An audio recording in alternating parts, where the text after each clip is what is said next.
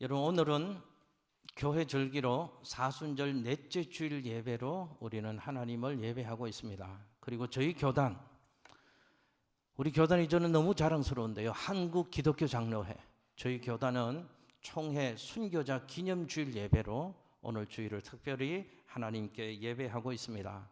저희 교회는 사순절 기간 동안 사순절 첫째 주일부터 저는 이 말씀과 우리 교회의 모든 일정의 포커스를 십자가에 맞추어서 말씀을 전하고 있습니다. 오늘도 십자가를 묵상하는 시간을 가지려고 합니다. 여러분, 십자가의 사랑을 받은 사람, 그래서 십자가의 사랑을 알고 있는 그리스도인들은 세상 사람과는 분명 다른 삶을 살아가야 될 줄로 믿습니다. 십자가의 사랑을 받은 사람, 십자가의 사랑을 아는 그리스도인이 어떤 삶을 살아가야 되는가를 성경은 계속해서 반복하고 강조해서 우리에게 이런 삶을 살아갈 것을 성경은 우리에게 말씀해 주고 있습니다. 그 성경의 표현, 강조하는 것들 가운데 가장 반복적이고 중요한 표현이 이것입니다. 십자가의 삶을 살아라. 십자가의 사랑을 받은 그리스도인들은, 십자가의 사랑을 아는 그리스도인들은 십자가의 삶을 살아가야 합니다 하는 얘기를 하나님 말씀인 성경은 계속해서 우리에게 강조하고 있습니다. 이렇게 표현이 됩니다. 십자가를 믿으십시오.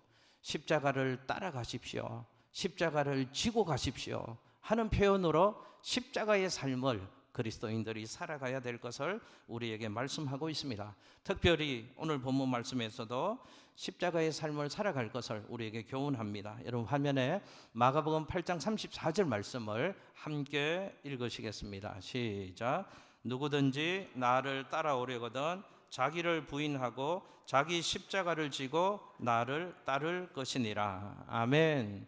그러니까 십자가의 삶이란 무엇인가? 어떤 삶이 십자가의 삶이라고 성경 오늘 본문은 우리에게 말씀하시는가 하면 십자가를 지고 누구를 따라가는 삶요? 예수를 따라가는 삶. 십자가의 삶이 뭔가? 십자가의 삶은 십자가를 지고 주님을 따라가는 삶이 십자가의 삶이다 하는 것을 오늘 본문 말씀에서도 우리에게 교훈해 주십니다. 그런데 여기에서 십자가를 진다라고 표현을 하는데, 진다라는 헬라어의 의미는 떠맡다, 부담하다, 견디다 이런 뜻입니다. 그러니까 십자가를 지고 나를 따르라는 말은 십자가를 떠맡고 나를 따르라, 십자가를 부담하고서 예수를 따라오라 라는 의미로 십자가의 삶을 우리에게 교훈해 주고 있습니다. 자, 그렇다면 십자가를 지는 삶, 십자가를 떠맡는 삶, 십자가를 부담하는 삶은 도대체 어떤 삶인가에 대한 분명한 이해가 우리에게는 있어야 합니다. 왜냐하면 이것에 대한 분명한 이해가 없으면 십자가와 관련된 그 많은 우리의 기도들, 우리의 고백들, 우리의 찬양들은 단지 공기만 진동시키는 소리로 끝나버릴 수 있기 때문에 그 삶이 어떤 삶인가를 정확하게 이해하는 것이 우리에게는 필요하다 하는 것입니다. 그런데 우리에게는 이런 이해가 좀 부족합니다.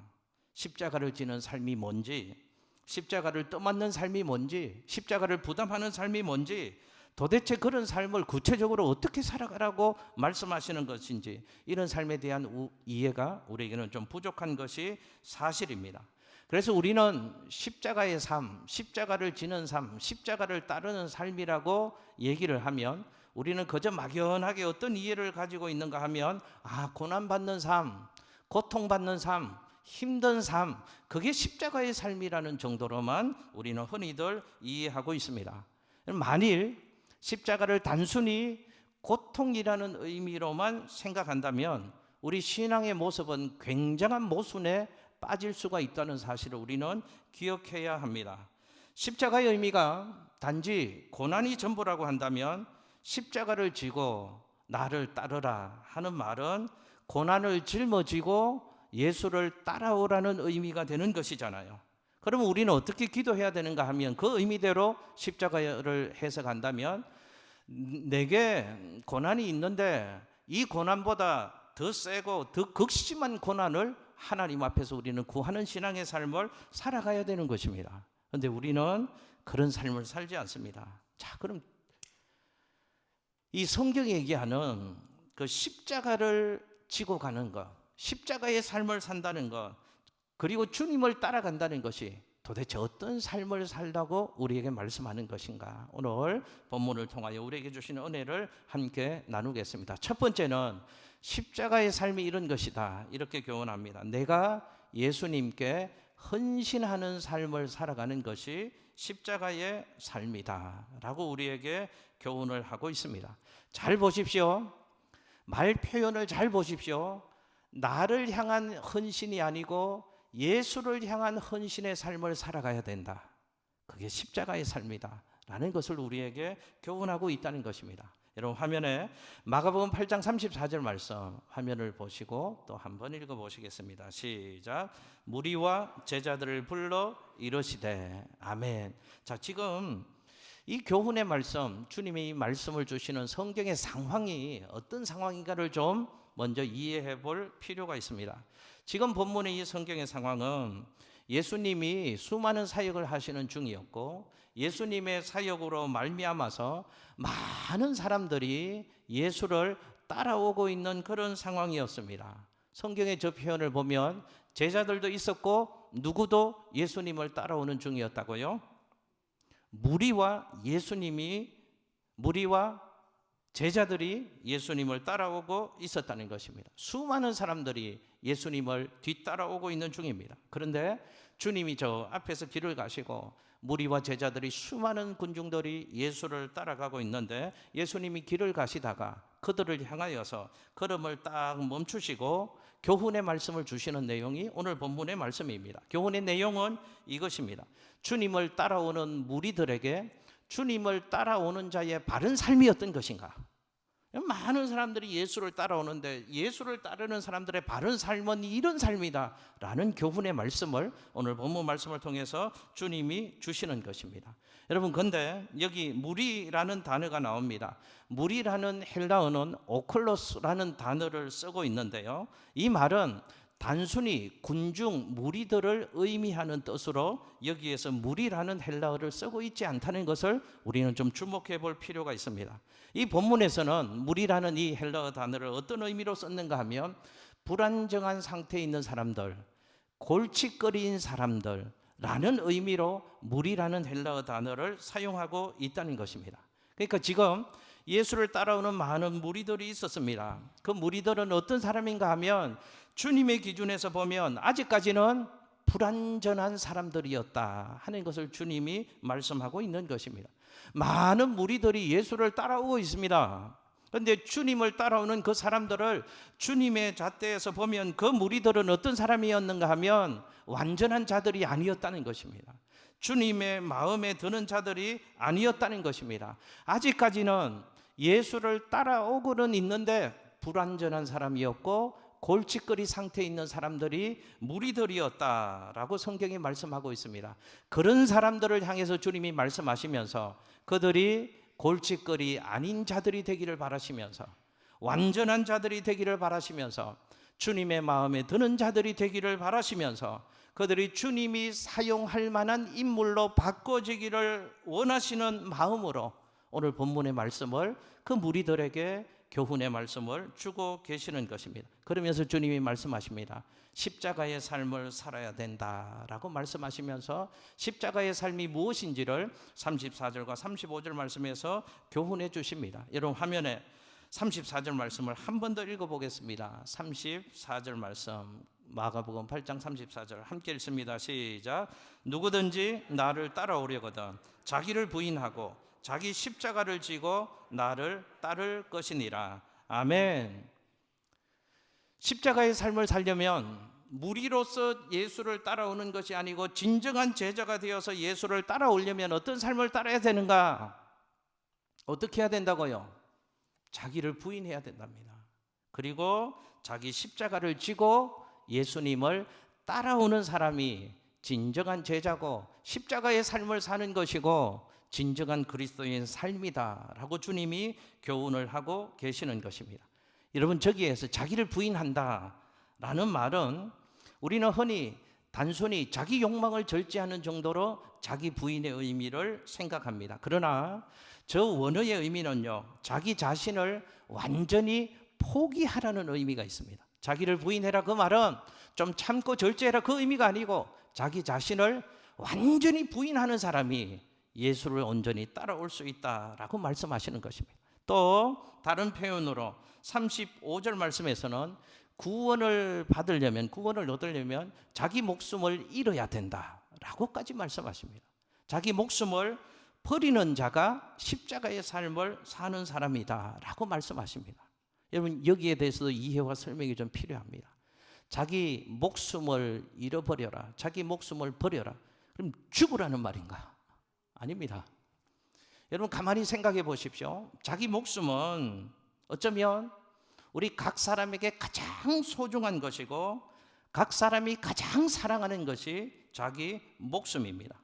그런데 주님은 뭐라고 말씀하시는가 하면 자기 목숨을 버리라고 말씀을 하신다는 것입니다. 죽으라는 말이 아니고 주님은 순서의 문제를 말씀하시는 것입니다. 그러니까 여기서 자기를 부인하라, 자기 목숨을 잃어라 라는 말은 내 삶에서 내가 가장 소중하고 귀하게 여기는 그 어떤 것들보다 예수가 먼저여야 된다. 그 말씀을 주님이 지금 우리에게 하고 있는 것입니다. 진정한 제자는 어떤 사람인가? 십자가의 삶을 그리스도인들은 살아가야 되는데 그 삶은 어떤 사람인가? 내 삶의 최고의 우선순위가 다른 어떤 것도 아니고 내 목숨이 아니고 예수 그리스도가 내 삶의 최우선순위가 되어야지 그 사람이 십자가의 삶을 사는 사람이다, 정말로 나를 따라오는 제자다라고 주님이 우리에게 교훈을 하고 있는 것입니다. 다른 표현으로 하면 예수께 헌신하는 삶이 십자가의 삶을 사는 것이고 진정한 제자의 삶이다라는 것을 우리에게 교훈해 주고 있는 것입니다. 여러분, 오늘 이 말씀에서 주님이 지금 무리들에게 자기를 부인해라 라고 말씀하시는 것을 보면 무리들의 실제의 삶은 자기를 부인하지 못하고 있다는 뜻입니다.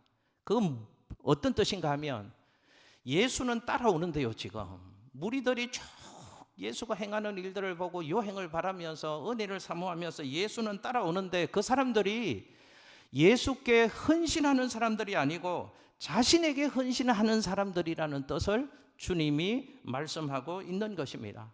보십시오. 무리들이 지금 예수를 따라는 옵니다. 주님을 따라 나서기는 했습니다.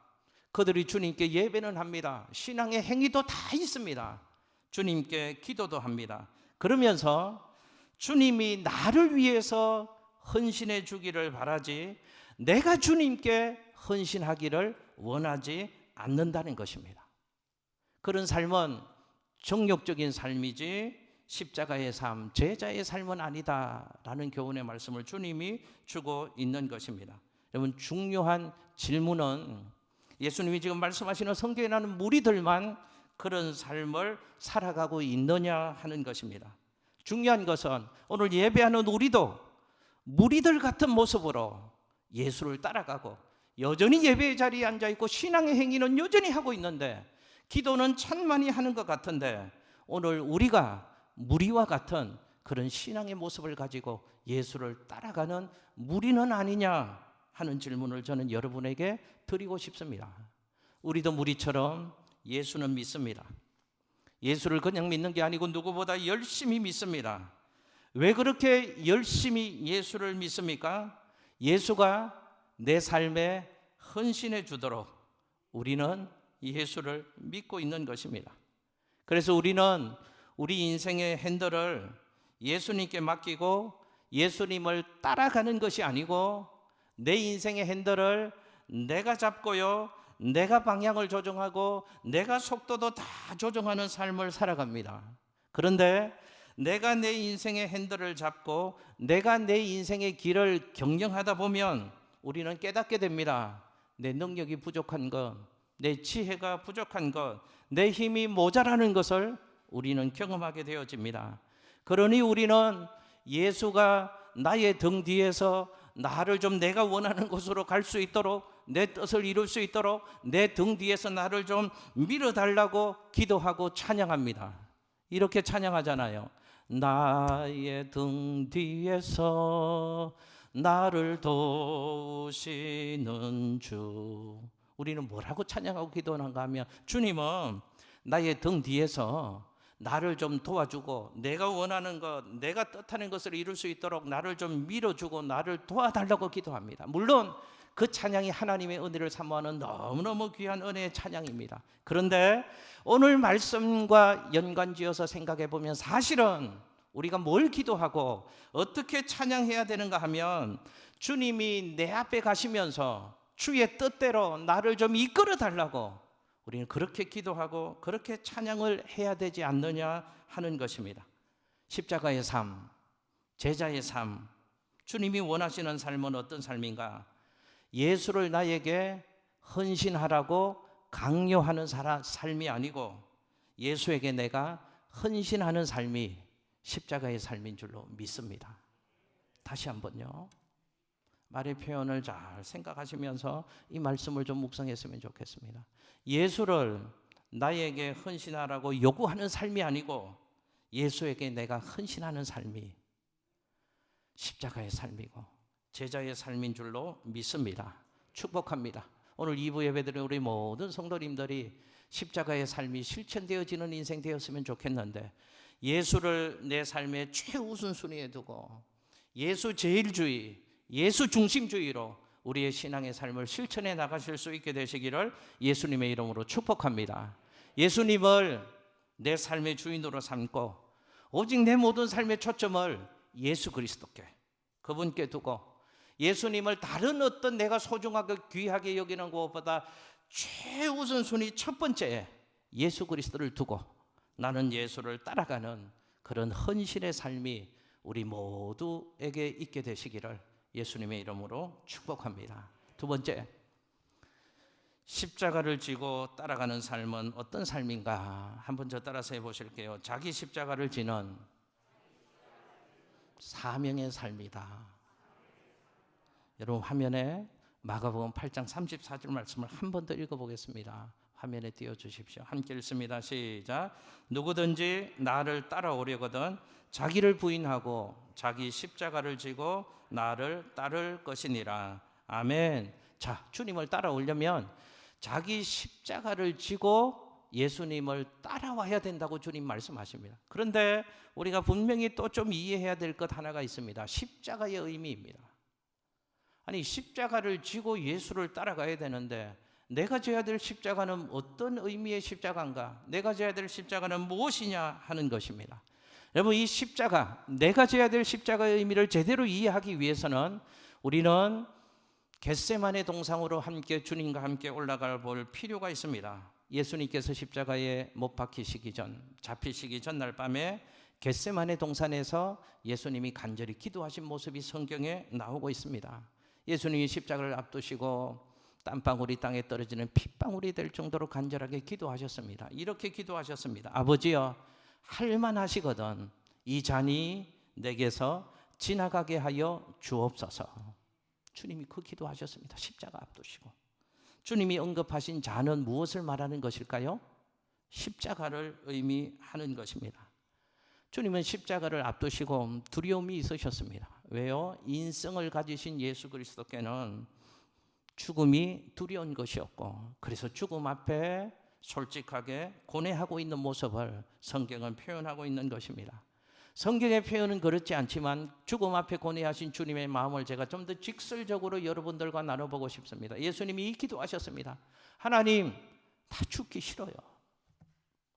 하나님, 내가 안 죽으면 안 됩니까? 하나님, 내가 꼭 죽어야만 되는 것입니까? 겟세마네 동산에서 십자가를 앞두시고 주님이 그 기도하셨습니다. 그 겟세마네 동산에서 이 기도가 어떻게 마무리됩니까? 주님이 이런 기도로 그 기도를 마무리하시잖아요. 그러나 나의 원대로 마옵시고 아버지의 뜻대로 되기를 원하나이다 라고 기도하셨습니다. 주님은 아셨습니다.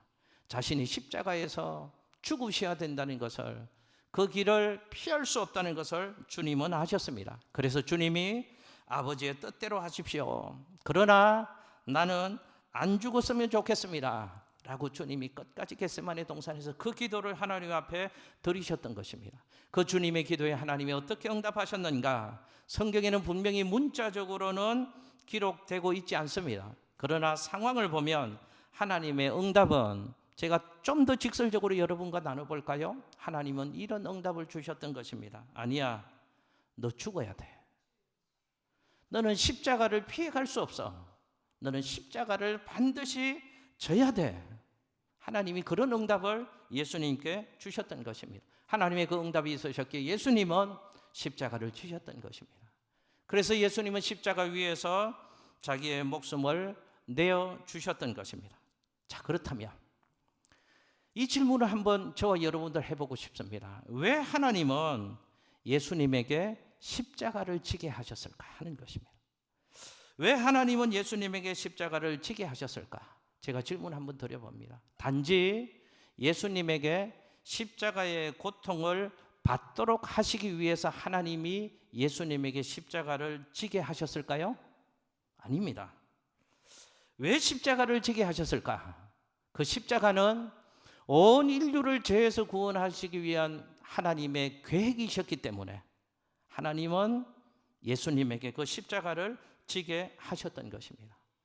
제 죄, 여러분들의 죄, 우리 모두의 죄를 해결해 주시기 위해서, 모든 사람의 죄를 예수 그리스도, 죄 없으신 하나님의 아들 거룩하신 예수님이 모든 인류의 죄를 그분이 홀로 담당하시고 십자가에서 죄값을 받아 죽으시고 우리 모두의 죄 문제를 해결해 주시고 죄와 사망과 심판에서 우리를 건져내 주시기 위해서, 죄인인 우리를 하나님의 사람 만들어 주시기 위해서 하나님은 예수님을 십자가에 못 박으셨던 것입니다. 그렇다면 십자가는 뭔가? 십자가는 우리를 구원하기 위한 하나님의 계획이었다 하는 것입니다. 그런데 그 계획이 예수님의 편에서 보면 그 누구에게도 맡기지 않고 오직 예수님에게만 맡긴 고유한 사명이었다 하는 것을 우리는 알 수 있습니다. 그 십자가가 예수님에게만 맡기신 고유한 사명이었기에 십자가를 지는 것이 두려웠지만 예수님은 피할 수 없었던 것입니다. 그게 사명이었기에 주님은 죽기 싫었지만 그 십자가를 거부할 수 없었고 그 십자가를 져야 했던 것입니다. 여러분 잘 보십시오. 주님이 지금 뭐라고 말씀하시는가 하면 누구든지 나를 따라오려거든 뭘 지고요? 십자가인데 어떤 십자가요? 잘 보십시오. 성경의 표현을 자기 십자가를 지고 나를 따르라고 말씀하십니다. 성경의 표현이 예수님이 지셨던 그 엄청난 십자가를 지고 나를 따르라고 말씀하지 않으신다는 것입니다. 자기 십자가를 지고 나를 따르라는 것입니다. 왜 예수님의 십자가를 지라고 우리에게 요구 안 하시는지 아십니까? 예수님의 십자가는 오직 예수님만 지실 수 있는 십자가였기 때문에 그렇습니다. 예수님의 십자가는 하나님이 오직 예수님에게만 맡기신 사명이었기 때문에 그렇습니다. 그래서 예수님의 십자가를 지고 나를 따라오라고 말씀하시지 않고 뭐라고 말씀하신다고요? 자기 십자가가 있답니다. 우리에게 주신 사명이 있답니다. 그 사명의 십자가를 지고 나를 따르라고 주님이 우리에게 말씀하고 계시는 것이죠. 우리 교회도 올 5월 달이 되어지면 5월 첫째 주가 77주년 교회 창립 기념주일입니다. 5월에 77의 의미를 두고 교회 몇 가지 행사를 좀 준비하고 있습니다. 음악회도 준비합니다. 여러분 그런데 우리가 음악회 연주회 가보면 여러 종류의 악기들이 등장하고 그 여러 종류의 악기를 등장하는 수많은 연주자들이 연주를 하는 것을 볼 수 있습니다. 구경하는 입장에 있는 우리 같은 청중들은 다양한 사람들을 볼 수 있습니다. 구경하는 청중들은 뭘 보는가 하면 얼마나 좋은 음악인가, 그 음악에 취하지 않고 꼭 그러잖아요. 바이올린을 켜는데 이 켜는 활이 다 올라갔는데 조금 방향이 틀리면 저 둘째처럼 틀렸어, 셋째처럼 틀렸어. 우린 좀 음악에 취하지 않고 그런 걸 자꾸 보고 그런 거를 찾아내려고 합니다. 그러다가 음악회 하는 그 수많은 연주자들 제일 뒤편에 보면 우리 눈에는 아무것도 안 하고 저 사람이 왜 저기 서 있는지 모를 한 사람이 우두커니 심벌 저 2개를 두고 우두커니 서 있는 것을 보게 되어집니다. 저 사람이 왜 저기 서 있나? 아무것도 안 하고 라고 생각하고 있는데 어느 순간이 되어지면 그 사람이 심벌저를 가지고 징쨍 치는 것을 보게 되어집니다. 그러니까 심벌저를 들고 있는 그 사람이 앞에 있는 사람들이 바이올린을 켤 때 자기도 심심하다고 해서 바이올린 활이 올라갔다가 내려갈 때마다 자기가 들고 있는 심벌저를 그 박자에 맞추어서 계속 쳐대기 시작한다면 연주는 그 사람 때문에 망쳐버리는 것입니다. 우리 눈에는 그 사람이 아무것도 안 하고 가만히 서 있는 것 같지만 그 사람은 자기 악보를 보면서 자기 순서를 기다리면서 자기가 연주해야 될 타이밍을 준비하고 있는 것입니다. 기다리다가 자기 순서가 오면 자기가 해야 될 사명을 멋지게 감당하는 것입니다. 징! 그러면 그 화음과 어우러져서 그 음악회가 멋있게 마무리되어지고 연주되어지는 것입니다. 그게 그 사람의 사명입니다. 그러니까 연주자와 청중은 차이가 있다는 말씀을 제가 지금 드리고 있는 것입니다. 사명자는 해야 될 그 일을 알고 사명자는 내가 가야 될 그 길을 끝까지 달려가면 되는 것입니다. 사명자들만 있으면 아무런 잡음이 없습니다. 근데 교회에도 사명자들이 있지 않고 구경꾼들이 많은 교회는 매사가 어지럽습니다. 다 이거 간섭하고 저거 간섭하고 역사하기 시작합니다. 여러분, 사명자들이 있는 교회는요, 목사는 자기 사명만 묵묵히 감당하면 되는 것입니다. 다른 사람 의식할 거 없고요, 어떤 사람 말 들을 필요도 없고요, 목사는 하나님 앞에서 자기가 감당해야 될 사명을 묵묵히 잘하면 되는 것입니다. 교회 안에 권사님들도 사명이 있으시죠? 권사님들이 감당해야 될 기도의 사명을 또 묵묵히 잘 감당하면 되는 것입니다.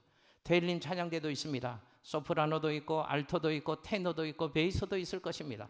자기의 사명을 잘 감당하면 멋진 화음이 이루어지는 멋진 찬양대가 되어지는 것입니다. 소프라노가 감당해야 될 사명만 잘 감당하면 되는 것입니다.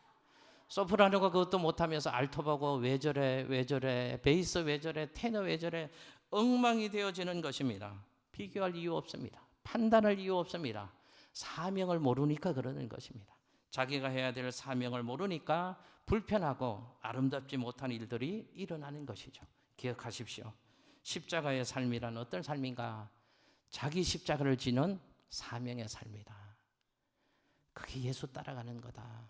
제자의 삶이다 하는 것입니다. 마지막 하나만 살펴보겠습니다. 십자가의 삶이란 어떤 삶인가? 한번 저 따라서 해보실까요? 주인이 아닌 청지기의 삶을 사는 것이다. 할렐루야. 십자가의 삶을 산다, 십자가를 지고 따라간다, 제자가 되어 산다는 것은 무슨 의미인가 하면 내가 주인 되어 사는 것이 아니고 나는 청지기가 되어 사는 삶을, 십자가의 삶을 사는 것이다 라고 성경이 말씀하고 있다는 것입니다. 여러분, 청지기는 잘 기억하십시오. 주인이 아닙니다. 관리하는 사람입니다. 우리는 청지기입니다. 우리가 주인이 아닙니다. 주인이 아니니 주인 노릇해서는 안 되는 것입니다. 우리 삶의 주인 행세해서는 안 되는 것입니다. 우리는 청지기입니다. 관리하는 사람입니다. 34절 말씀에 보면 자기를 부인하고 자기 십자가를 지고 예수를 따라야 된다라고 주님이 말씀하십니다. 여기서 자기를 부인하라는 이 말은 무슨 뜻인가 하면 자기의 소유를 버리라는 말입니다. 자기의 소유를 버릴 때 예수를 따라오는 진정한 제자의 삶을 살아갈 수 있다는 것입니다. 여러분, 그러면 제가 질문 한번 드려보겠습니다.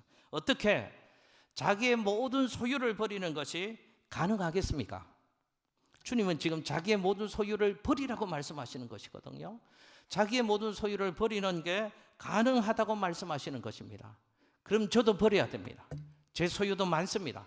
안경도 있잖아요. 옷도 있잖아요. 주님 따라오려면 어떡하라고요? 자기 소유 다 버리라며. 안경도 버리고 옷도 버리고 시계도 버리고 그러고서 예수 따라오라는 말인가? 아닙니다. 이 의미를 잘 이해하려면 우리 또 창세기 1장으로 돌아가 볼 필요가 있습니다. 여러분, 창세기 1장에 보면 하나님이 천지를 창조하신 이야기가 나옵니다. 태초에 하나님이 가라사대 빛이 있으라 했더니 말씀하신 대로 빛이 있었답니다. 하나님이 가라사대 뭐 하면 하나님 말씀하신 대로 창조의 역사가 일어났다고 성경은 기록하고 있습니다. 저는 창세기 1장을 보면서 그런 창조 얘기를 보면서 이런 의문이 듭니다. 아니, 하나님이 그냥 한 번에 다 했다고 기록하지. 그냥 퉁쳐서 하나님이 우주 만물을 창조하셨더라. 그러면 되잖아요. 근데 첫째 날에는 뭐 있고 또 말씀하시니까 또 뭐가 생겼고 또 뭐가 생겼고 둘째 날에는 또 뭐가 생겼고 왜 이렇게 하시냐? 왜 이렇게 복잡하게 하시냐? 깊은 뜻이 있는 것 같아요. 창세기 1장이 우리에게 선언하는 중요한 메시지는 무엇인가 하면 우주 만물을 누가 만드셨다는 것입니까? 하나님이 만드셨다는 것입니다. 하나님이 만드셨기에 이 우주 만물의 주인은 누구임을 창세기 1장에서는 선포하고 있는가 하면 하나님이 우주 만물의 주인 되심을 그런 창조의 이야기를 통해서 우리에게 밝히고 있는 것입니다. 그 창조 얘기 제일 끝에 보면 하나님이 사람을 만드시는 얘기가 나옵니다. 사람을 만들고는 사람에게는 특별한 권한을 주십니다. 하나님이 창조하신 그 모든 만물들을 다스리고 관리할 수 있는 관리권과 통치권을 오직 사람에게만 하나님이 부여하시는 얘기가 창세기 1장에 나옵니다.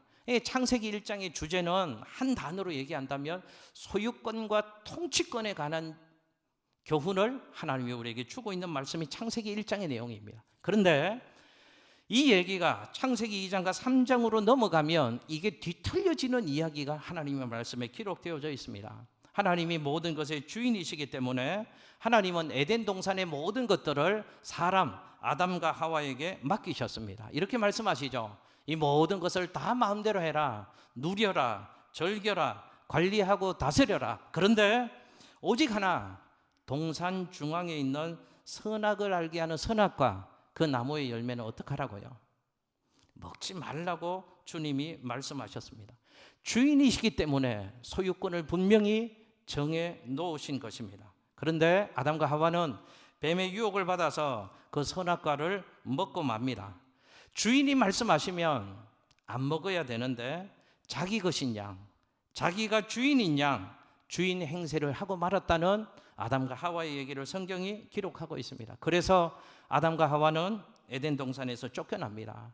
그래서 인류의 인생에 불행이 시작되었다고 성경은 우리에게 교훈하고 있습니다.